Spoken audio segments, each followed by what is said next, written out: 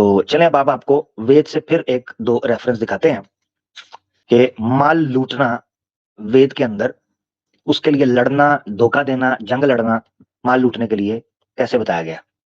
ये आपके सामने ऋग्वेद है, इसका मंडल है 10, सूक्त है 166 और मंत्र है 5। ठीक है जी, ये नोट कर लें। ऋग्वेद मंडल 10, सूक्त 166 और मंत्र है 5। अब हम पढ़ते हैं, ये देखें, आपने चेक करना है। अब दुश्मनों को एक राजा क्या कह रहा है, ठीक है, हाँ ठीक है, चलें ये देखते हैं। ये देखें, हे सप्तनों, मेरे राज्य अधिकार के विरोधी जनों, अपने मुखालफों को बोल रहा है।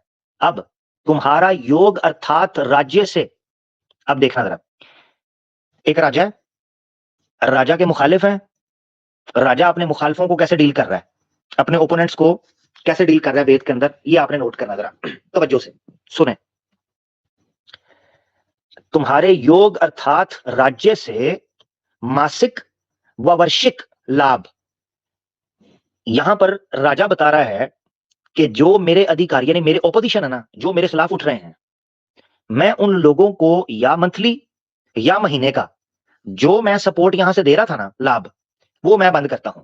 सोम रक्षण पूर्व से परंपरा से रक्षित है भूमि या, अब देखें, तो यानी 1 महीना और 1 साल, इसके अंदर गवर्नमेंट की तरफ से अगर इन लोगों को कोई सपोर्ट मिलती थी पब्लिक को, वो रोक ली जाएगी। वो क्यों रोकी जाएगी? क्योंकि इसके अधिकार के खिलाफ लोग उठ गए हैं।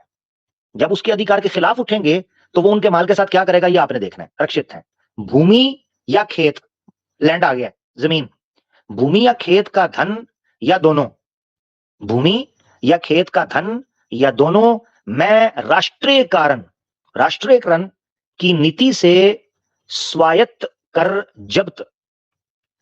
जब्त करके उग्रतम तुम्हारे ऊपर हो जाऊं। अच्छा, आपने देखा स्टार्ट के अंदर वो ऐसे बंदों के साथ मुखातिब है जो बंदे एक ओपोजिशन के तौर पर उसके राज्य में उठे हैं। जैसे ही वो लोग राजा के लिए ओपोजिशन के तौर पर उठे हैं, उस बंदे ने कहा कि मैं आपका खान पान बंद कर रहा हूं, और जो खेत, जो माल, जो भूमि, जो लैंड, जो आपकी इनकम का सोर्स आपके पास था, मैं राष्ट्रीयकरण की नीति से स्वायत्त कर जब्त कर रहा हूं। अब वो मैं जब्त कर रहा हूं, उसको कब्जा कर रहा हूं आपके माल के ऊपर, ठीक है, और तुम्हारे ऊपर आ जाऊंगा। अब आपने देखना है, तुम्हारे मूर्ख स्थान पर, हाँ ठीक है, तुम्हारे मूर्ख स्थान पर पद पर आक्रमण करूं। ये देख जरा, ओ पिछवाड़े चुतू, ये आक्रमण कर रहा है राजा।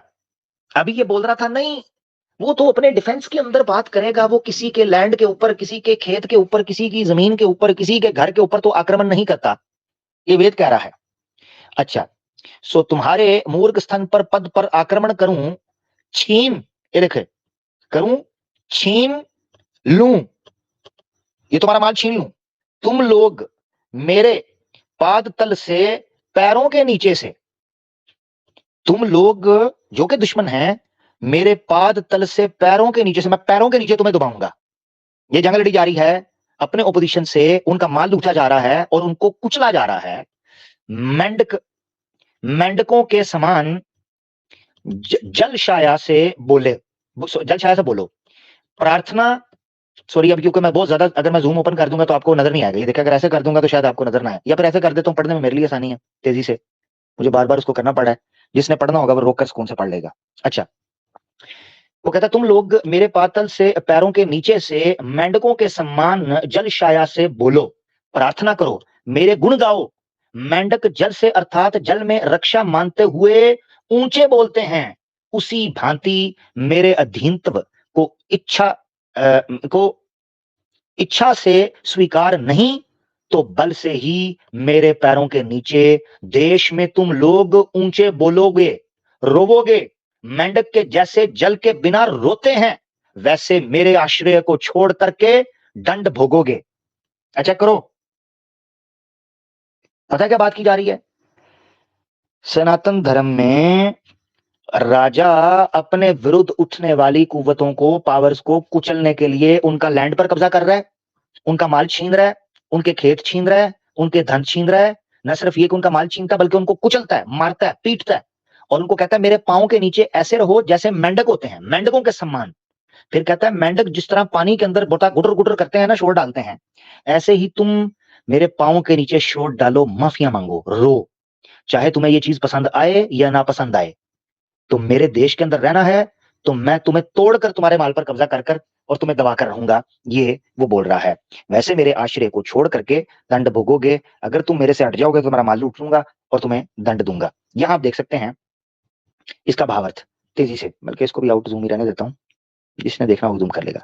सो राजद्रोही प्रजा के उदंड लोगों को राजा ठीक मार्ग का उपदेश दे, यदि वो ठीक मार्ग पर ना आवे तो उनकी मासिक या वार्षिक वृत्ति को बंद करना तथा पूर्व से चली आई संपत्ति, ये देखें जरा, पूर्व से चली आई संपत्ति, भूभाग और क्षेत्र भाग को छीन कर स्वाधीन कर लेना चाहिए और उन्हें दंड देकर अपने वश में करना चाहिए।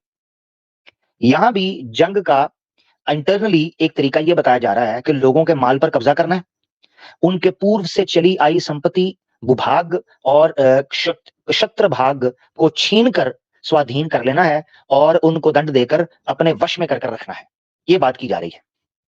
अच्छा, तो माल लूटने के हवाले से, इनको गुलाम बनाने के हवाले से, वश में करने के हवाले से ये एक रेफरेंस आपने देख लिया। एक और अब आपको रेफरेंस, चलें, मुझे एकदम याद आया है कि ये तो मैंने अपलोड नहीं किया, ये भी आपको दिखाना चाहता था, ये भी रेफरेंस आप देख लें। इसमें वेद के अंदर क्या कहा जा रहा है कि जनाब माल के लिए और लोगों को स्लेव बनाने के लिए जंग लड़ी जा रही है। एक मिनट जरा, किधर गया, हाँ ये देखना जरा, ये भी जरा चेक कर लें, ये मैंने क्रॉप करके रखा था, ये मेरी नजर से गुजरा तो मैंने कहा चलो इसको भी हम दिखा देंगे। ये आपकी स्क्रीन के ऊपर है, ठीक है, आ जाएगा, हाँ आ गया, ठीक है। ये देखें जरा, ये भी ऋग्वेद है, मंडल 10 है, सूक्त है 166 और मंत्र है 3, इसको आप देख लें। तो स्वामी ब्रह्म मुनि परिव्राजक हैं जिन्होंने ऋग्वेद का भाष्य ये किया, वो क्या कहते हैं, हे शत्रुओं, तुम्हें बांधने ग्रह में हस्तपाद बंधनों से बांधता हूं।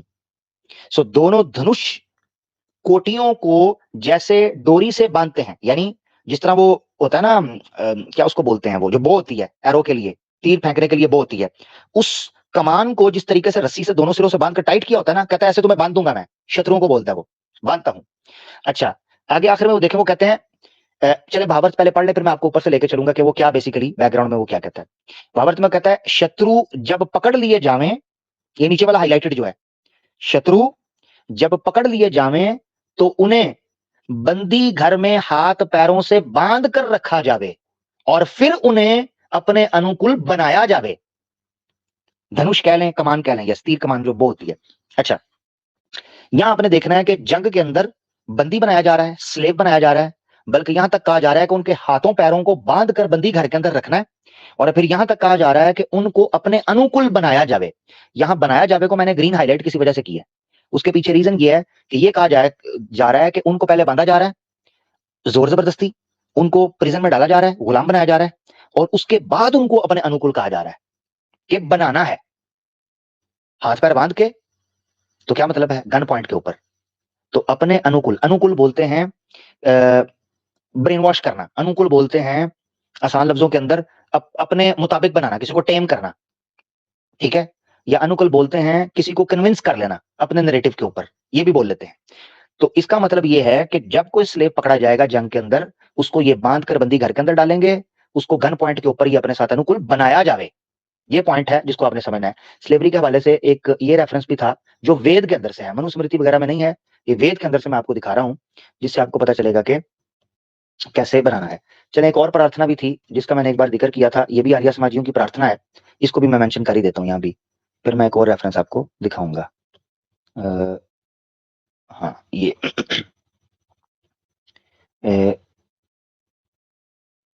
देखें, हाँ, ये आपने देखना है, आर्याभिवनय, ये एक प्रार्थना का पुस्तक है जो स्वामी दयानंद सरस्वती ने लिखा था, ये आपकी स्क्रीन के ऊपर है, आर्याभिवनय, और इसका पेज नंबर बन जाएगा 32, ठीक है।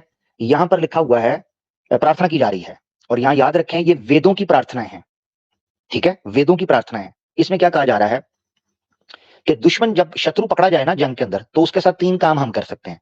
नंबर 1, या तो उनका मास मर्डर करें, या हम उनको बाय फोर्स, ठीक है, स्लेव बना के रखें, या फिर हम उनको इतने जूते मारें कि वो वेद में आ जाएं, सनातन वैदिक धर्म में आ जाएं। तो 3 ऑप्शंस हैं, या उनका मर्डर कर दो, या वो जिम्मी बनकर रहें, पॉइंट टू बी नोटेड, सनातन धर्म में या वो जिम्मी बनकर रहें। क्योंकि आप अगर मिड में येलो वाली लाइट देखेंगे तो वो कह रहे हैं अथावा उनका प्राणांत हो जाए कि वह हमारे वश में ही रहें। या तो उनको दंड देकर हम मार दें, या फिर हमारे वश के अंदर रहें, हमारे स्लेव बनकर रहें, हमारे कंट्रोल के अंदर रहें। ये बात की जा रही है वेद के अंदर एक प्रार्थना के तौर पर। यहां भी एक चीज आ गई जिससे आपको पता चलता है ये जंग के अंदर ये लोग माल बनाने के लिए मारते थे। एक और रेफरेंस भी मैं कोट कर देता हूं वेद से, ठीक है, हाँ ये वाला, चलो ये भी कर देते हैं, ये भी कर देते हैं, और इसके बाद फिर हम अपने अगले सेगमेंट की तरफ जाने की कोशिश करेंगे जो इससे भी ज्यादा इंपॉर्टेंट है। अच्छा जी, ये है जी, ये देखें जी, ऋग्वेद है मंडल 1, सूक्त है 176 और मंत्र है 4, 11764, ठीक है। यहां हम चलेंगे, ये देखें, उसके धन नाश की प्रार्थना, उसके धन नाश की प्रार्थना। तो प्रार्थना में ये दिखाया जा रहा है कि कैसे शत्रु के धन का नाश करना है। अब ये प्रार्थना पता है क्यों करवाई जा रही है? कोई कह सकता है कि धन लूटने की तो बात नहीं की जा रही, यहां तो प्रार्थना की जा रही है कि उसका धन का नाश हो जाए। तो पता है क्यों ये प्रार्थना की जा रही है? ये प्रार्थना तब करवाई जा रही है जब धन को तुम काबू ना कर सको। अगर शत्रु का धन युद्ध में तुम्हारे वश में ना आए तो फिर तुमने प्रार्थना करनी है कि इसका धन नाश हो जाए, ईश्वर तू इसका नाश कर दे धन का। ये है वजह, जिस वजह से ये मैं मंत्र लेकर आया हूं विषय के अंदर। अब आपने देखना है,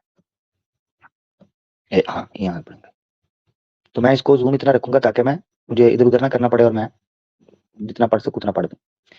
यज्ञ आदि न करने हारे या ईश्वर यही की वृद्धि न करने वाले, समसत बड़ी कठिनता से नाश होने वाले उस दुष्ट पुरुष को नाश कर जो तुझे सुख कारक नहीं होता।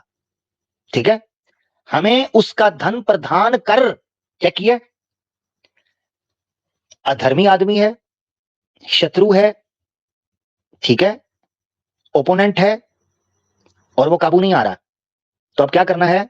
प्रार्थना की जा रही है, हमें उसका, यहां से देखें, हमें उसका धन प्रदान कर। यहां से जूम करता हूं, ये वाला इतना पढ़ना आपने, हमें उसका धन प्रदान कर या हमारे हित, अब ये नहीं हो सका, उसका धन हमें प्रदान नहीं हो सका, या हमारे हित के लिए उसका धन तू धारण कर। यह है प्रार्थना जिसको मैं समझा रहा था ऊपर विषय से, कि धन को नाश करने की प्रार्थना किस शर्त पर की जा रही है? इस कंडीशन पर कि अगर पूरा जोर लगाने के बाद सनातन धर्म के मानने वाले शत्रु का धन काबू नहीं कर सकते, जब्त नहीं कर सकते, तो फिर यह करना है कि उसको हमारे हित के लिए उसका धन तू धारण कर।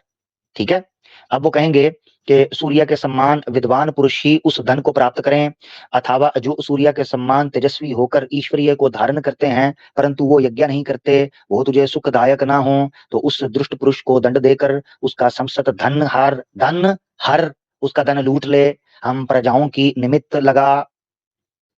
अच्छा जी, हाँ ठीक है।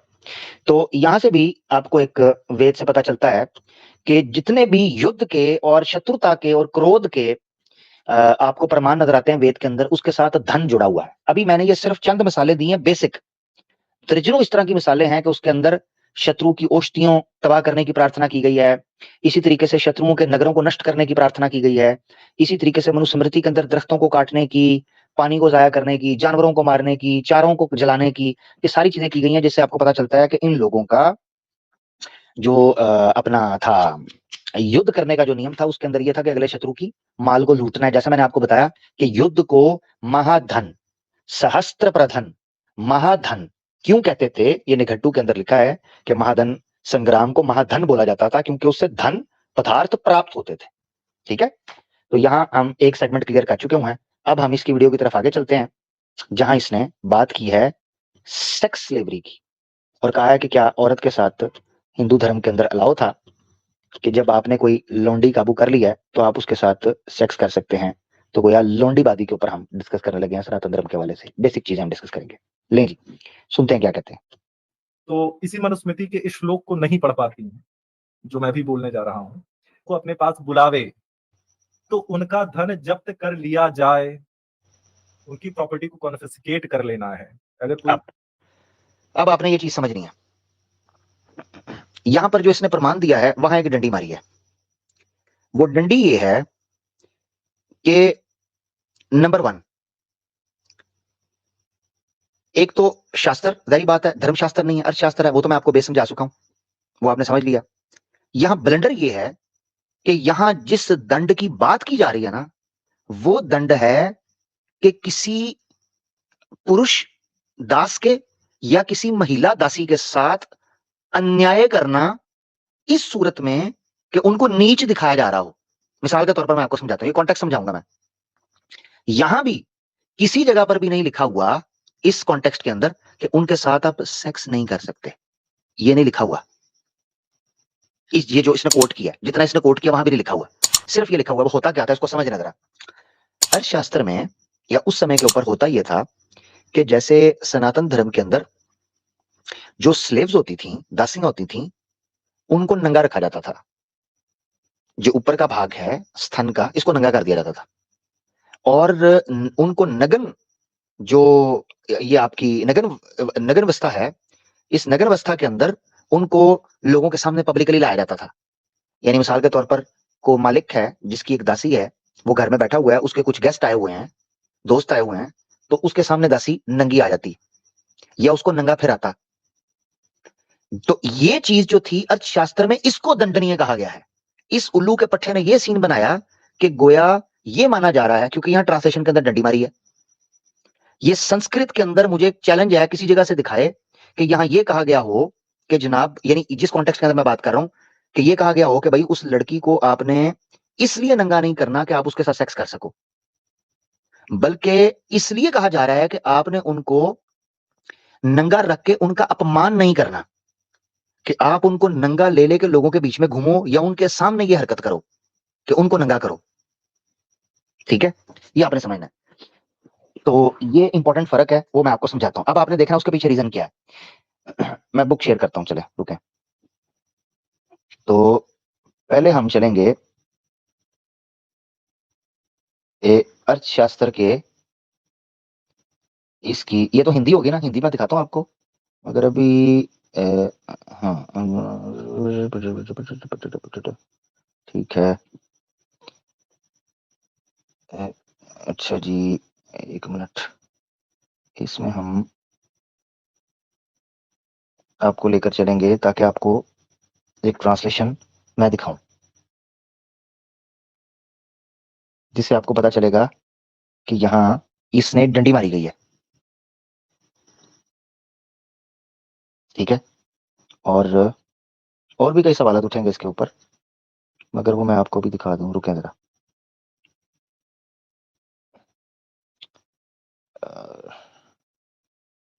चलो भाई आजा।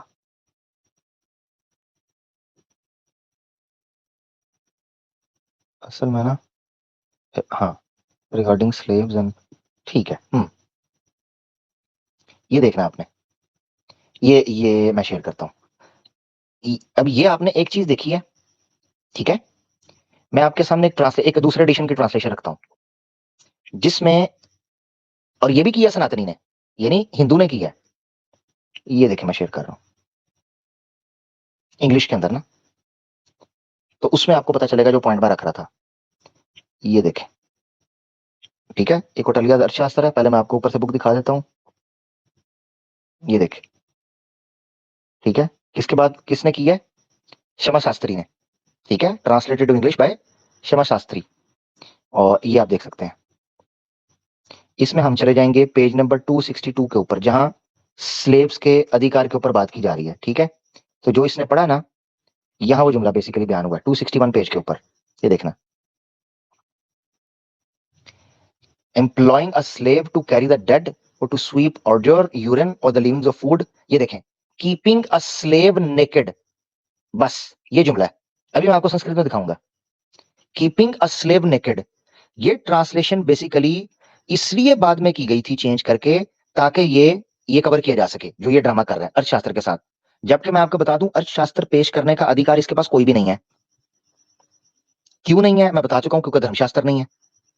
मगर फिर भी मैं इसको डील इसलिए कर रहा हूं कि इसका पखंड भी उसमें खुल सके।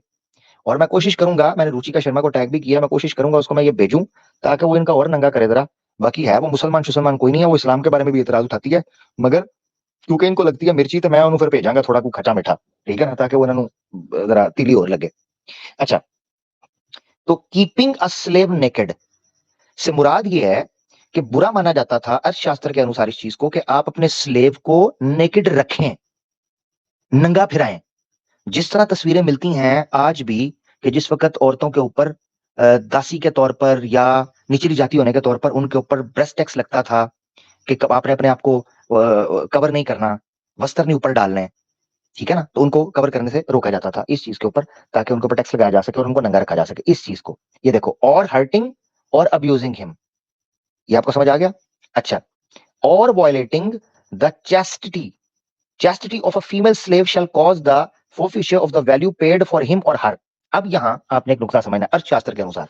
अब मैं वापस हिंदी के ऊपर आपको लेकर आता हूं, फिर मैंने कुछ सवाल रखने हैं। ओह सॉरी, मैंने क्रॉस क्यों कर दिया। अच्छा जी, अब जो हिंदी इसने पेश की थी ना, वो मैं दिखाता हूं स्क्रीन पे शेयर करके। ये देखें, ये जी यही पेश की थी इसने, ये देखें, यहीं से पढ़ा था। सनातनी देख लो, जो स्वामी अपने पुरुष गुलामों को मुर्दा, मल मूत्र या जूठा उठाने के लिए, ठीक है, जूठन उठाने के लिए, यही है।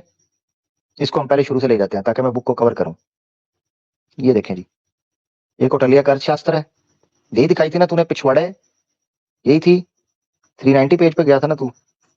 ये देख लें जी, अब यहाँ पर ये संस्कृत वर्ड है, ये जरा मुझे समझाना है तूने पिछवाड़े, इस वर्ड का तूने मुझे मतलब समझाना है और साबित करना है जो तूने ट्रांसलेशन वहां पर नीचे, ये जो ट्रांसलेशन हुई है ना, जिस तरह विशुद्ध मनुस्मृति के अंदर उसमें नौकर स्त्रियों को खुद ठोसा है बीच में, जबकि स्वामी ऋषि अर्थ के अंदर नहीं है, इसी तरीके से संस्कृत के अंदर धक्के से ये चीज ठोकी गई है।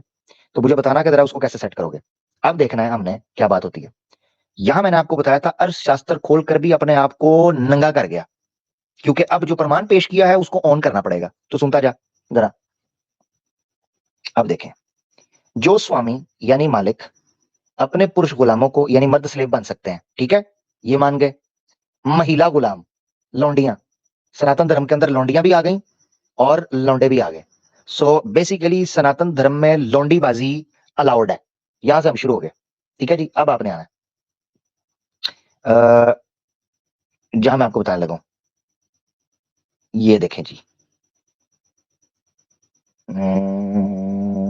हाँ चले, ये तो नगन के ऊपर, तो इससे मैं पूछूंगा ना कि उसने मुझे साबित करना है, क्योंकि वो इंग्लिश वाली ट्रांसलेशन के अंदर मैं दिखा चुका हूँ। जरूरत और के साथ किया जाए तो ठीक है। ये अब देखें, ये अगला पॉइंट आने लगा, इसने इधर तक पढ़ा और रुक गया, अब आगे क्यों नहीं पढ़ा वो मैं आपको बताता हूं। अपनी दासी या गिरवी रखी हुई किसी स्त्री, पोल खुल गया फिर सनातन धर्म का। जिस सनातन धर्म में औरत की इज्जत यह है कि उसको गिरवी रखा जाता हो, भाई बता ना, ये औरत को गिरवी क्यों रखा जाता था सनातन धर्म में? भाई यही तो प्रश्न था, और रुचिका शर्मा का यही तो प्रश्न था कि तुम लोग अपनी पत्नियों को गिरवी रखते थे, पैसे के दम के ऊपर उनको बेचते थे, उनको खरीदते थे अपनी पत्नियों को। यार जिस सनातन धर्म के अंदर आप मुझे बताओ औरत को गिरवी रखा जाता हो, गिरवी पता है किस चीज को रखा जाता है? प्रॉपर्टी को। आपने कभी बैंक वालों को देखा है लोन लेने के लिए क्या गिरवी रखते हैं? लैंड, एग्रीकल्चरल लैंड, घर का मकान, गाड़ी, दूसरी तीसरी चीजें, तब जाकर आपको गिरवी रखकर वो देते हैं, लोन देते हैं। ऐसे ही है। ये देखो अर्थशास्त्र पेश करके डिफेंस कर रहा था, उल्लू का पट्टा फंस गया। गिरवी रखी हुई किसी की स्त्री, इसका मतलब यह है कि ये लोग अपने टाइम के ऊपर सनातन धर्म के अंदर स्त्रियों को गिरवी रखते थे। ये भी सिद्ध हो गया यहां से। इसीलिए मैंने कहा सनातन धर्म गरीब की चद्दर है, सर ढांपेंगे तो पांव नंगे, पांव ढांपेंगे तो सर नंगा, और इनका तो पिछवाड़ा भी नंगा हो गया आज अर्थशास्त्र के चक्कर में। आज के बाद शास्त्र को तो छुएगा भी नहीं, अगर सनातन धर्म का बेड़ा गर्क नहीं करना तो। आगे चले, अब देखना आपने, ये देखे जरा आगे जुमला, उनकी इच्छा के विरुद्ध अपने वश में करने वाले व्यक्ति को प्रथम सहस्त्र दंड दिया जाए। सवाल सुनने मेरा पिछवाड़े, सवाल सुन। दासी और गिरवी रखी हुई औरत, ये अपनी इच्छा से दासी और गिरवी बनती हैं, पॉइंट नंबर 1। क्योंकि आगे कहा जा रहा है दासी और गिरवी, यानी पहले से वो स्त्री या तो दासी है या गिरवी रखी हुई है। आगे कहा जा रहा है उनकी इच्छा के विरुद्ध अपने वश में करने वाले को दंड करना है। सवाल ये उठता है, इसका मतलब यह है कि अगर उनकी इच्छा हो तो उनको वश में किया जा सकता है। मेरा सवाल ये उठता है, कौन सी महिला है जो अपनी इच्छा से दासी बनती है, कौन सी महिला है जो अपनी इच्छा से गिरवी होती है? Point number 1। दूसरा सवाल, क्या सनातन धर्म में महिला अपनी इच्छा से दासी और अपनी इच्छा से गिरवी रखी जा सकती है? ये लीगल है? ये दूसरा सवाल। तीसरा सवाल, अगर दासी और गिरवी रखना ये इच्छा से नहीं बल्कि वश में करना इच्छा से है, तो वश का अर्थ बताओ। वश का अर्थ, क्या उनको स्लेव बनाना है? स्लेव तो वो पहले से थे दासी और गिरवी की शक्ल में। इसका मतलब यह है कि वश का मतलब कुछ और है। पता है क्यों कह रहा हूं? क्योंकि इसी कॉन्टेक्स्ट में आगे जाकर सेटिंग करवाने की बात इसने खुद की हुई है। ये आगे पड़ेगा खुद। इसका मतलब यह है कि यहां वश में करने से मुराद उनकी इच्छा के विरुद्ध, क्योंकि दासी और गिरवी रखी हुई औरत कभी अपनी इच्छा से नहीं होती। दैट मीन्स वो कभी भी वश में नहीं आएगी। तो इस तरह तो हर बंदे को दंड मिलेगा, ना दासी रहेगी ना गिरवी रहेगी। तो फिर दासी और गिरवी का नियम बना ही क्यों? अगर ये होना ही नहीं था तो ये तो बनना ही नहीं चाहिए था। इसका मतलब है इस वश में कुछ और मतलब है, जिसको आगे जाकर मैं आपके सामने रखूंगा। अब व्यक्ति को प्रथम में दंड दिया जाएगा, किंतु उनको यदि दूसरे व्यक्ति के वश में करने की कोशिश करे ये, तो उससे मध्यम सहस्त्र दंड दिया जाए। अब आपने देखना है, गिरवी में आई कन्या को यदि कोई व्यक्ति स्वयं या किसी दूसरे के द्वारा दोषित करे तो उसको बदले में दिया धन जब्त कर लिया जाए। अब आपने एक पॉइंट समझना, मैंने कहा था ये बड़ा डिटेल के अंदर ये चीजें जाएंगी स्कूल के साथ। सबसे पहला इशू यहां पर ये आता है, आप मुझे ये बताओ, गिरवी औरत किसके पास रखी जा सकती है? यह दासी किसके पास हो सकती है? दो प्रकार के लोगों के पास, जिनके पास खुद पैसा हो। हाँ, दासियां कौन रख सकता है, अफोर्ड कर सकता है? जिसके पास पैसा हो। आम बंदे के पास तो दासी नहीं होती थी ना ही आम बंदे के पास सनातनी अपनी महिलाओं को गिरवी रखते थे। भाई गिरवी रखते थे किसी ना किसी वजह से, या तो उसके पास ठीक ठाक पैसा हो, थैंक यू, या फिर वो ब्राह्मण हो। दो चीजों में से एक चीज। अब ब्राह्मण, यार दोनों वैसे एक ही हैं, क्योंकि मैं आपको सही बताऊं, ब्राह्मण को सबसे ज्यादा दान करने का इसलिए कहा हुआ है कि उसके पास पैसा होता है। सारा पैसा उसके पास आता था ब्राह्मण के पास। तो ब्राह्मण इज इक्वल टू पैसे वाला। अब मैं आपके सामने एक सवाल रखने लगा हूं, गौर से आपने सुना है। और चलो भज जा, चल। वाह, ऐसे बोलें तो वैसे बोलें, डिक्टेशन ना दें आप हमें। आप ऐसे नहीं बोल सकते तो वैसे नहीं बोल सकते, हम ऐसे ही बोलेंगे, आप यहां से निकल जाएं। शाबाश, जल्दी से, देर ना कीजिएगा, एक लम्हे की भी, भाग जाए यहां से। अच्छा जी, बैक टू द सब्जेक्ट। अब हाँ, पहले वो हमसे पूछकर बोल रहे हैं और हम उनसे पूछकर बोलेंगे ना, हम आपसे पूछकर बोलेंगे ना उनसे पूछकर बोलेंगे। हाँ, हम तुन के रख देंगे अल्लाह के हुक्म से। जहां से निकले हैं वहां तुन के रख देंगे, गर्म तेल में पुन के रख देंगे। हाँ, अच्छा जी, आगे। अब गौर से सुने आप। सवाल ये उठता है कि जब आपने, ये बड़ा इंपॉर्टेंट पॉइंट है, गौर से सुनिएगा, तसल्ली से, आज मैं बड़ा सुकून माहौल से चल रहा हूं। सवाल ये उठता है कि जब आपने किसी महिला के साथ उसकी इच्छा के विरुद्ध या उसकी इच्छा अनुसार संभोग और सेक्स करने को सिर्फ इस बेस पर दंडनीय कहा कि इतने पैसे और इतने पान और इतने रुपए और इतने बोरी चावल, इतना अनाज उनको दे दो, तो बात बन जाएगी। इससे पता क्या चीज जन्म लेती है? प्रोस्टिट्यूशन। दूसरे लफ्जों में यह समझें कि सनातन धर्म ने प्रोस्टिट्यूशन की ऑफिशियली बेस रखी हिंदुस्तान के अंदर, धार्मिक बेस पर। यह प्रोस्टिट्यूशन है, क्योंकि हाँ जी पिछवाड़ा जी, क्योंकि व्यभिचार या बलात्कार का पर स्त्री के साथ दंड था देश से निकालना। अगर दासी के साथ व्यभिचार करना दंडनीय होता तो देश से निकाला जाता। तो एक जगह पर मनुस्मृति का प्रमाण देता है कि स्त्री परस्पर स्त्री के साथ अगर व्यभिचार किया जाए तो उसका दंड है, उसको जो है ना दंडनीय कर कर राजा उसको दंड करे, ठीक है, और उसके बाद देश से निकाल दे। यहां मुझे बताओ, दासी के साथ ये करने पर देश से कहां निकाला गया? बता मुझे। इसका मतलब है तू ड्रामा कर, पाखंड है, तू झूठा है। मनुस्मृति के नॉर्मल महिला के साथ व्यभिचार और बलात्कार के दंड को और सजा को तूने जोड़ दिया दासी और गिरवी औरत के साथ। यह है इनकी हरामजदगी। अब आपने समझना है, ये सबसे बड़ा अर्थशास्त्र के अंदर ब्लंडर है। इसने खुद सनातन धर्म के कॉन्टेक्स्ट में अर्थशास्त्र को पेश किया। अब इसकी पोल पट्टी में खोलना शुरू कर रहा हूं अर्थशास्त्र से, क्योंकि इसने पेश किया। अगर ये ना पेश करता मैं ना बात करता। अब इसने पेश की, हम उस पर बात करेंगे। अब पहला सवाल ये जो मैंने कर दिया कि दंड मिल रहा है पैसों का, इसका मतलब यह है कि जिसके पास पैसा होगा वो जब चाहेगा जिस औरत को चाहेगा पेलेगा, उसके साथ मुंह काला करेगा, उसको 4 पैसे पकड़ाएगा और चलता बनेगा। ये चीज औरतों के अंदर ये हरामजदगी पैदा कर देगी और औरतों को ये प्रोस्टिट्यूट बनाएगी, ये गलत चीज करवाएगी औरत से, जो सनातन धर्म करवा रहा है। अच्छा जी, अब आगे बढ़ते जाते हैं इसके साथ साथ। अब ये देखें, तो धन जब्त कर लिया जाए, जुर्माने के तौर पर कुछ धन वो कन्या को दे और उसके दुगना दंड सरकार को अदा करे। लो जी, अभी बड़े मजे की आगे चीजें आने लगी हैं। अभी आगे पता है क्या अर्थशास्त्र में लिखा हुआ है कि जो बंदा होटल का रूम देगा ना इसे ठोका ठुकाई के लिए, उसको भी पैसे देने हैं। आप इमेजिन करो कि जिस अर्थशास्त्र को ये पेश कर रहा है वो औरत की ये पिक्चर पेश कर रहे हैं कि उनके साथ सेक्स करने के लिए होटल वाला भी गवर्नमेंट को टैक्स देगा, जो मदद करवा रहा है, जिसने लड़की जो दलाल है, भड़वा है, वो भी टैक्स देगा, जो कर रहा है वो भी टैक्स देगा। कम चौके रखो। So this is properly prostitution, professionally prostitution, ठीक है, गवर्नमेंट बैक्ड प्रोस्टिट्यूशन, जिसमें गवर्नमेंट को आपको टैक्स पे करना है और आप आजादी के साथ सारे काम कर सकते हो। ये है तेरा अर्थशास्त्र। ओ झोपड़ी के पिछवाड़े, ये है तेरा अर्थशास्त्र। मकार आदमी, तुझे कहा था ड्रामेबाजी ना कर, इंसान का पुत्र बन। अच्छा, अब देखें, ये देखें क्या कह रहा है शास्त्र। अपने आप को बेच देने वाला आर्या पुरुष की संतान भी आर्या ही समझी। लो, ये अपने आप को बेच रहे हैं। अर्थशास्त्र के अंदर लिखा है बंदा अपना रेट लगाता है, अपने आप को बेचता है।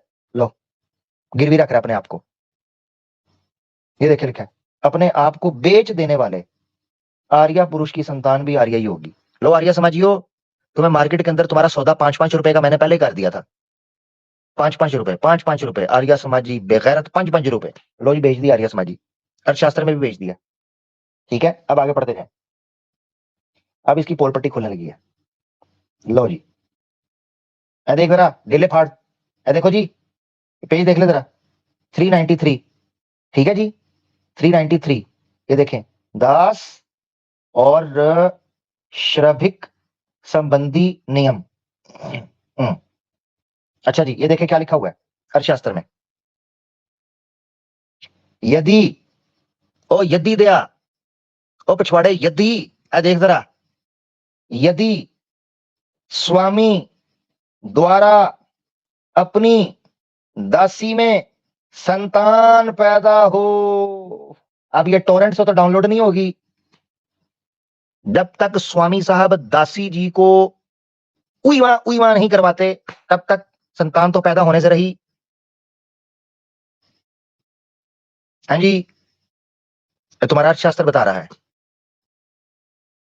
अब सवाल उठ सकता है कि जी देखें, आप ठीक कह रहे हैं जनाब, आप ठीक कह रहे हैं कि स्वामी यहां अपनी दासी की ठुकाई के बाद संतान पैदा कर रहा है, मगर देखे ना जी, दंड भी मिल रहा है। दंड देखना है, लो जी दंड दिखाओ। ये देखें, जाए अगर, ये देखें, यदि स्वामी द्वारा अपनी दासी में संतान पैदा हो जाए तो वो संतान और उसकी माता दोनों को दासता से मुक्त कर दिया जाए। ये दंड है, ये दंड है। इसका मतलब यह है कि जो दंड क्या होना चाहिए था, इसने क्या बोला था, मनुस्मृति दिखाकर झूठ बोला इसने, मक्कार ने मनुस्मृति दिखाकर रुचिका शर्मा को डॉज करने की कोशिश कर रहा है। ये भूल गया कि अभी तेरे बाप मैदान के अंदर मौजूद हैं।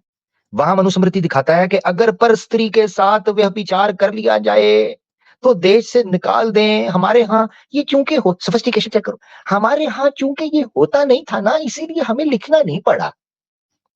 तो अर्थशास्त्र तेरा बाप जो है हैं, तू खुद बोल रहा था 2 BC का है, खोती के, तो ये उस वक्त हो रहा था? हमारे यहाँ एक्चुअली होता नहीं था ना जी। तो वो किधर गया तेरा मनुस्मृति का दंड? देश से निकालना था। उन्होंने तो कहा ठीक है, ठोक दिया, बच्चा निकल आया तो बस ठीक है, दास्ता को आजाद कर दो, कोई नहीं, वो दास्ता से उसको मुक्त कर देंगे। मगर आगे देखें, यहीं पर बस नहीं, आगे देखें, यदि वो स्त्री सदुग्रहिणी, यानी अगर सदुग्रहिणी का मतलब है कि अगर उसको पैसों का, फाइनेंशियल कोई इशू हो, ठीक है, तो अगर उसको, उस स्त्री को डिपेंडेंट रहना हो उस दासी को, तो वो सदुग्रहिणी बनकर स्वामी के घर में ही उसकी पत्नी बनकर रहना चाहे तो रह सकती है। उस दासी की मां, बहन और भाइयों को दास्ता से मुक्त कर दिया जाए। चलो जी, वो दासी फिर उसके पास रहना चाहे तो रह सकती है। वो किधर गया दंड? वो किधर गया देश से निकालना, मनुस्मृति? वो किधर गया भाई? मुक गया रोला? ठीक है जी, ये आपने देख लिया। अभी कुछ और भी आपको दिखाता हूं। ले जी, अब आपने एक और, मैं अर्थशास्त्र का आपको विजिट करवाता हूं, जिसमें यहां पर बताया गया दंड क्या है। ये बेसिकली आपने देखना है। ये अर्थशास्त्र है, सफा नंबर है 395, ठीक है। कुंवारी कन्या से संभोग का दंड, ठीक है, इसको डिस्कस किया हुआ है। कुंवारी कन्या से संभोग का दंड, ये बेसिकली अर्थशास्त्र के अंदर ही ये चीज बयान की गई है। अब आपने देखना है क्या होता है। बड़ी बड़ी मजे की चीजें हैं। ओए यार, ये मैं चाह रहा हूं मैं ना नेक्स्ट इसको रखूं, रुके जरा।